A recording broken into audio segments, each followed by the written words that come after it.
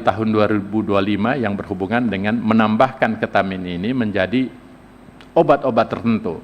Kenapa? Karena Badan Narkotik Nasional tidak bisa menindaki, tapi Badan POM bisa menindaki karena ketamin ini bukan bagian dari narkotik. Nah, oleh karena itu setelah kami lakukan termasuk penyaluran ketamin ke apotik, pengeluaran dari penerbitan peraturan Badan POM nomor 12 tentang obat-obat tertentu tadi, akhirnya ternyata mengalami tren penurunan di tahun 2025, dan tentu ini perlu strategi spesifik karena tentu demi menjamin kesehatan khususnya yang berhubungan dengan generasi kita mendatang. Nah, penggalangan pemangku kepentingan dan edukasi masyarakat melawan penyalahgunaan obat-obat tertentu, kemudian kami akan lakukan juga partisipasi gerakan muda melawan penyalahgunaan obat-obat tertentu dan peluncuran sistem informasi gerakan anti penyalahgunaan obat dan makanan. Insya Allah kami akan lakukan aksi nasional tentang pencegahan penyalahgunaan dan mohon dukungan dalam konteks ini. Selain membuat peraturan-peraturan baru yang intinya merupakan reform dari atau amandemen peraturan-peraturan sebelumnya, yaitu contohnya nomor 12 tahun 2025 tentang obat tertentu yang sering disalahgunakan. Dalam hal ini misalnya kami tambahkan obat tertentu itu adalah ketamin, dulunya belum termaktub. Kemudian peraturan nomor 20 tentang standar cara distribusi obat yang baik, ini untuk mengakomodir kebutuhan dan kepentingan yang lebih besar dalam konteks misalnya koperasi Merah Putih yang akan membuka apotik nantinya, kemudian tahun 2026 tentang pelaksanaan farmakovigilen, dan seterusnya. Jadi regulasi-regulasi ini adalah yang terakhir yang juga kami perkuat, yaitu Perbepom nomor 16 tentang pengawasan sedia informasi dan pangan olahan melalui peran serta masyarakat. Karena kami yakin peran serta masyarakat akan sangat penting untuk pencapaian tujuan dan target serta realisasi program kami. Dan yang terakhir yaitu penguatan kelembagaan. Dalam konteks hal ini kami ingin laporkan bahwa unit pelaksana teknis Badan POM yang tahun lalu cuma 76, sekarang sudah ada 83.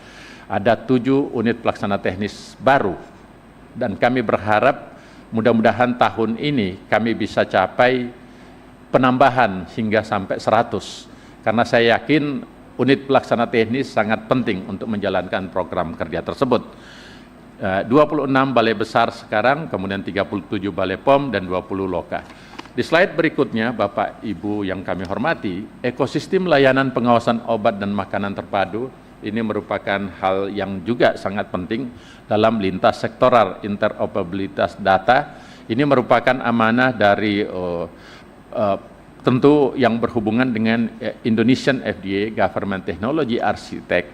Kami melakukan sebuah kerja yang komprehensif yang dalam hal ini yang berhubungan dengan lintas sektoral, misalnya Satu Sehat dan sebagainya, termasuk yang berhubungan dengan pemanfaatan big data yang bersumber dari produsen data BPOM. Dan kami juga ingin melaporkan kami mensupport kuat Badan Statistik Nasional yang akan melakukan sensus ekonomi tahun ini, karena kami yakin data-data yang dibutuhkan yang berhubungan dengan pelaku usaha ekonomi itu bisa menggambarkan secara komprehensif data ekonomi nasional kita.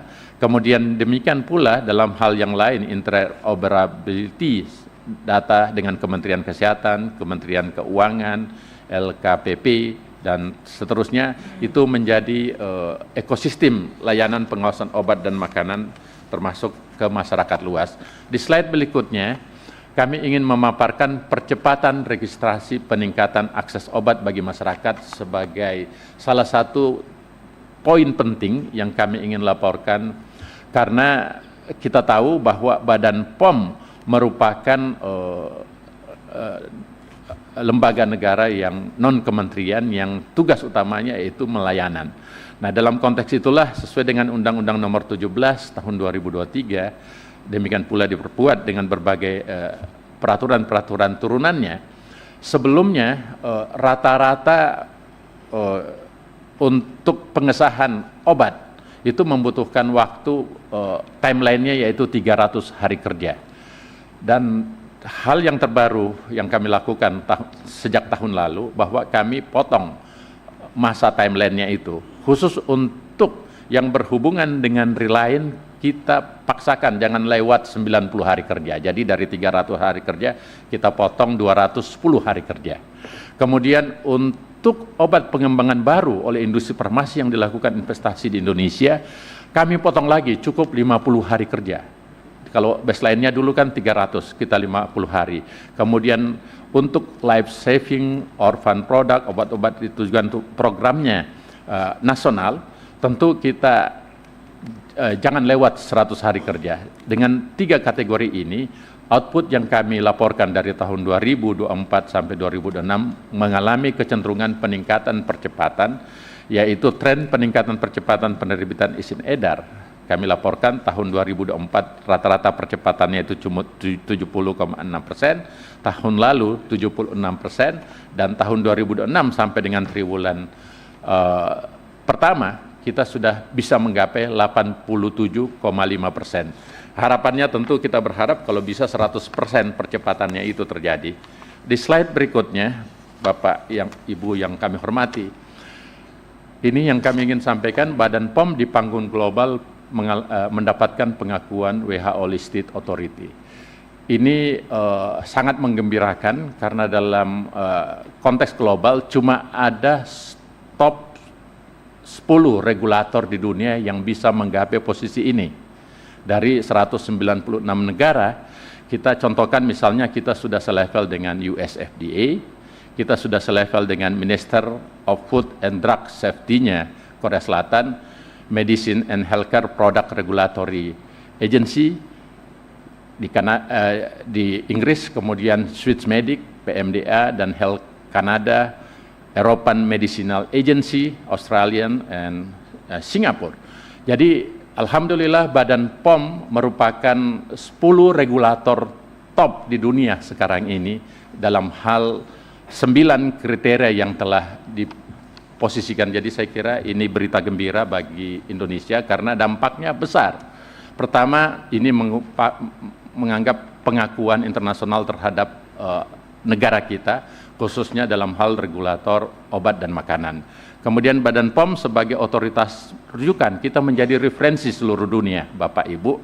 Kemudian kita tentu punya dampak penguatan ekonomi, karena dengan standar kita yang diakui, tentu produk-produk ekonomi yang diciptakan, diproduksi di Indonesia dan disebarkan ke Indonesia akan punya reputasi dan kepercayaan yang tinggi, sehingga tentu dampak ekonomi. Dan yang paling penting tentu peningkatan reputasi kita. Kita bukan lagi dianggap sebagai lembaga negara yang sebagai pelengkap, tapi kita sebagai penentu.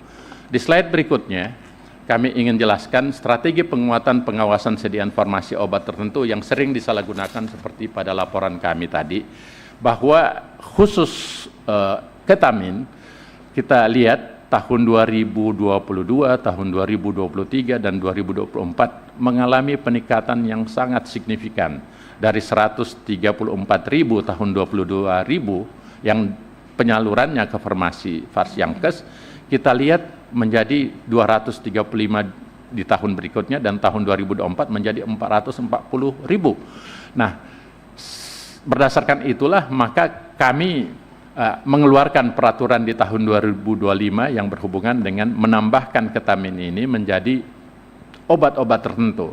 Kenapa? Karena Badan Narkotik Nasional tidak bisa menindaki, tapi Badan POM bisa menindaki karena ketamin ini bukan bagian dari narkotik.